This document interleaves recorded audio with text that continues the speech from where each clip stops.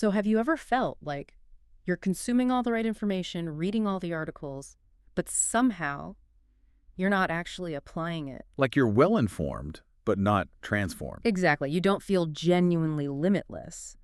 And the sources we're diving into today suggest the difference isn't talent, it's all about methodology.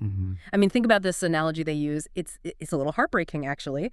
You have a fully grown, massive elephant tied by just a flimsy rope to a tiny stake. And it doesn't even try to break free. Right. Because when it was young and small, it learned it couldn't. It internalized that limitation. That's learned helplessness. And that metaphor is really the core of our deep dive today. We're not here to talk about high-level philosophy. We're distilling a practical, actionable blueprint. A blueprint for what they call unlimiting. Exactly. The whole process of recognizing and just casting aside those perceptions that feel like iron chains but are, in reality, just thin rope.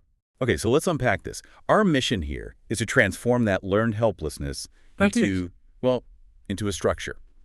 A process for rapid learning and performance built around three key ideas: mindset, motivation, and methods. And what's so crucial to get is that this whole approach is about active creation, not passive consumption. We're looking at tangible steps to, you could say, upgrade your brain's operating system. And to handle the modern world. To handle the massive cognitive load, the sheer volume of data that, defines life in the 21st century. And that leads us right to the first big problem we need to solve. The modern-day barriers, the things that just didn't exist 15, 20 years ago. The sources call them the 4 digital supervillains, the 4Ds. It's a great frame for that feeling of burnout we all kind of know. Mm-hmm.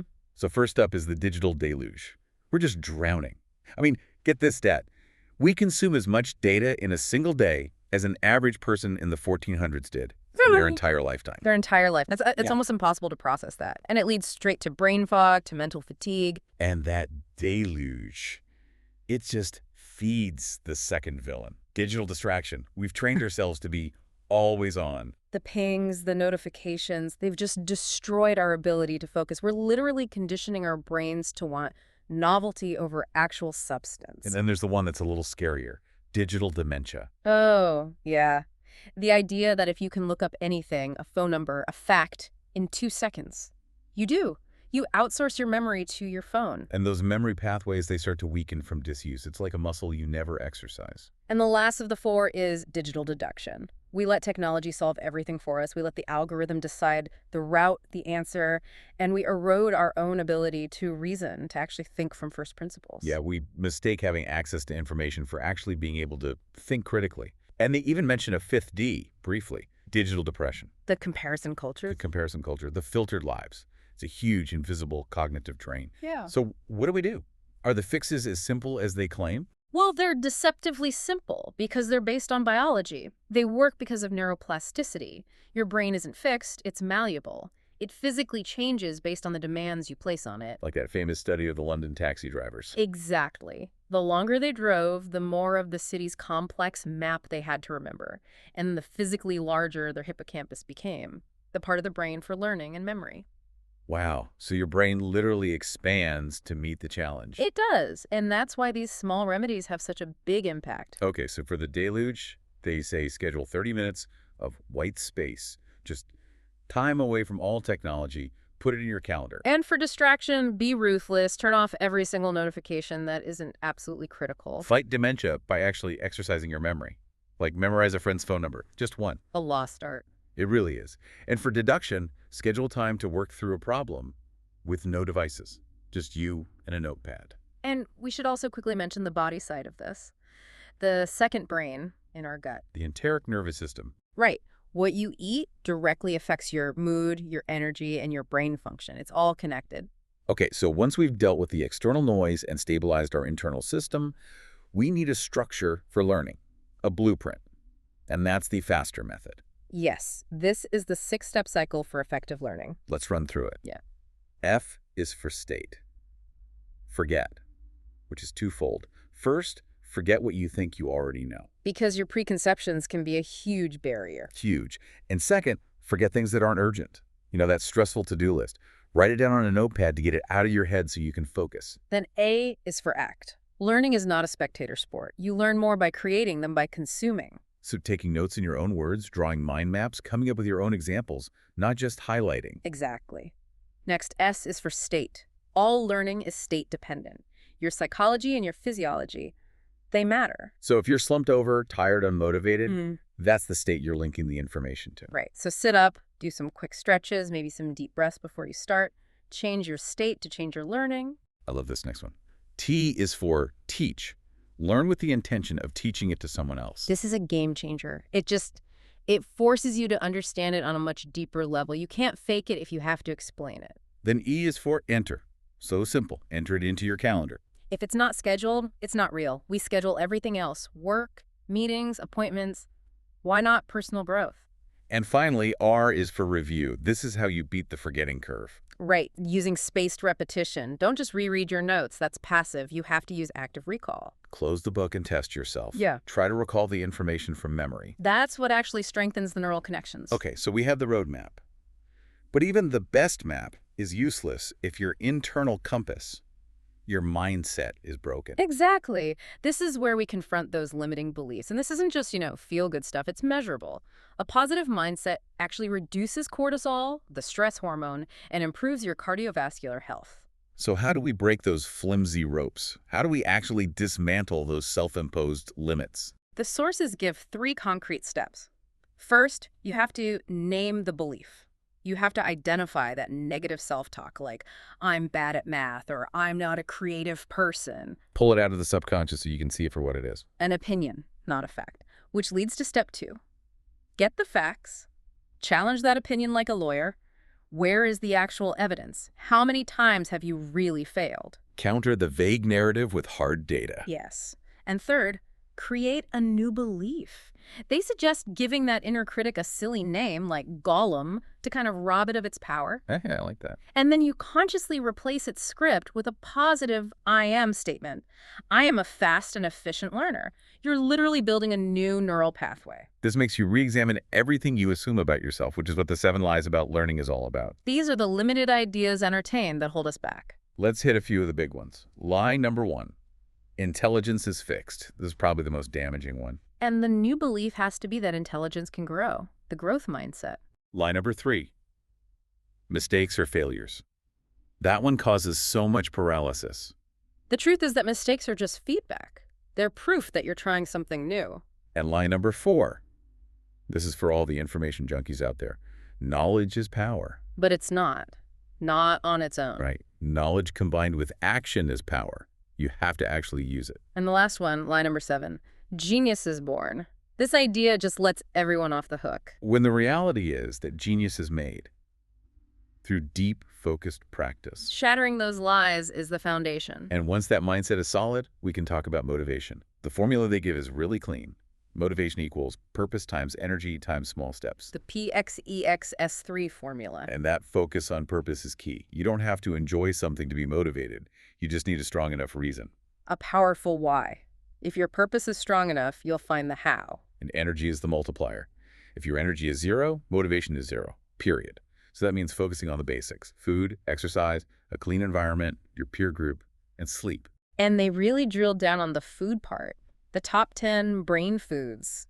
These aren't just snacks, they're cognitive fuel. We're talking avocados for blood flow, blueberries packed with antioxidants, dark chocolate for focus. Salmon and walnuts, with all those healthy omega-3s for your brain's cell membranes. And the final part of that formula is the small, simple step, the S3. This is the antidote to paralysis. It's the tiniest action you can take to just get started. If you need to write a 10-page report, the S3 is just open the document, write the title. That's it. You're just building momentum. So now we get into the really practical stuff, the advanced methods. This is about focus and achieving that flow state. They mention how people like Warren Buffett and Bill Gates both said radical focus was the single biggest key to their success. Because focus is the foundation of high performance. If your mind is scattered, you have to train it like a muscle. And a simple way to start is with your breath, the 4-7-8 breathing model. Simple and so effective. You just inhale through your nose for 4 seconds, hold your breath for 7, and then exhale completely through your mouth for 8. Do that 4 or 5 times, and it calms your whole nervous system down. It gets you ready for deep work. And the goal of that deep work is to enter the flow state. That feeling where time just disappears and you're completely absorbed in what you're doing. Right. It's that perfect balance where the task is challenging enough to keep you engaged, but not so hard that it's overwhelming. But getting into flow, Mm. it has some strict requirements. First, you have to eliminate all distractions. Non-negotiable. Because if you get knocked out of flow by a notification, it can take up to 20 minutes to get back in. 20 minutes, wow. And second, you need to allow enough time. A minimum of 90 minutes, but ideally 2 hours. You can't just dip into it for 15 minutes. And it's just as important to know the enemies of flow. Multitasking, which we now know is a myth. It's just rapid task switching, and it's incredibly inefficient.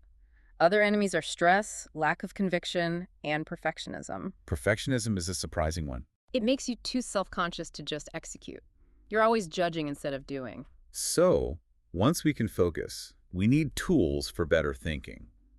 For complex problems, they introduce the 6 thinking hats model. Which is a fantastic way to force yourself to look at a problem from multiple angles to get out of your own default perspective. So you'd put on the white hat for pure, objective data.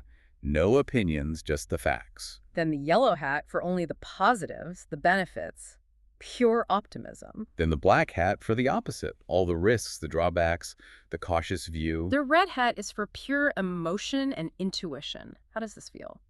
The green hat is for wild creativity, brainstorming with no limits. And the blue hat is the manager, organizing the whole process, making sure you use all the other hats. It stops you from getting stuck in one mode of thinking. A really powerful tool. And to stop you from stalling while using these tools, there's the 40-70 rule. This one is for all the perfectionists. Never make a decision with less than 40% of the information, because that's just a guess. But Never wait for more than 70%. Anything past that is just stalling, and you lose momentum. And we should also quickly touch on the 8 intelligences model, just the idea that genius isn't only academic. Right. You might be a dynamo genius, great at creative ideas, or a blaze genius, amazing with people, a tempo genius with great vision, or a spiel genius who is all about the details and systems. Knowing your strength lets you focus your energy where it has the most impact. Shifting to learning hacks. The sources mention using Baroque music, specifically at 50 to 80 beats per minute. Yeah, apparently that tempo helps stabilize the mind and promotes a relaxed state of concentration. And this one is fascinating. Use your sense of smell. Put a unique scent, like an essential oil, on your wrist while you study something. And then smell that same scent right before the test or when you need to recall the information. The association is incredibly strong. But the most powerful memory tool of all is storytelling. Absolutely. If you need to memorize a long list, like the periodic table, don't just repeat the words. You turn it into a story. You create a vivid, visual, emotional story. A fire hydrant for hydrogen, helium blooms. You link them all together in a ridiculous narrative. Because association plus emotion equals long-term memory. Your brain is wired for stories, not for boring lists. And all of this, the mindset, the motivation, the methods, it all culminates in one final advanced concept: second-order thinking. This is what separates short-term fixes from long-term success. First-order thinking is easy. It's just asking, what's the immediate result of this action? But second-order thinking forces you to ask, and then what? Over and over, what are the consequences in 5 days, 5 months, 5 years? They use the example of a Netflix subscription. First-order thinking is just cool entertainment. Easy. But second-order thinking calculates it out. 1 hour a day. Over 5 years, that's 1,825 hours. Hours that you did not spend learning a skill, building a business, or exercising. It forces you to see the true opportunity cost of your small daily decisions. A profound shift in perspective. And that brings us to the end of our deep dive. We've covered the 3 Mrs. Mindset, shattering that elephant's chain, motivation with the PXEXS3 formula, and methods from flow state to the faster blueprint. The core idea is that our limits are mostly just perceptions, fueled by modern digital fatigue. And maximizing your potential isn't magic, it's a system. So for your action item, we'd encourage you to create a not-to-do list. Write down maybe 3 to 5 things you will stop doing. Not checking social media before noon, not answering emails first thing in the morning. Protect your focus, and you protect your potential. This whole deep dive shows that becoming limitless is really about dismantling those barriers we've built ourselves. So now that you have this blueprint, the most important question isn't what new skill you need to learn. It's which of the 7 lies about learning and intelligence are you actively telling yourself right now. That's the real starting point. That's where you begin to become truly unlimited.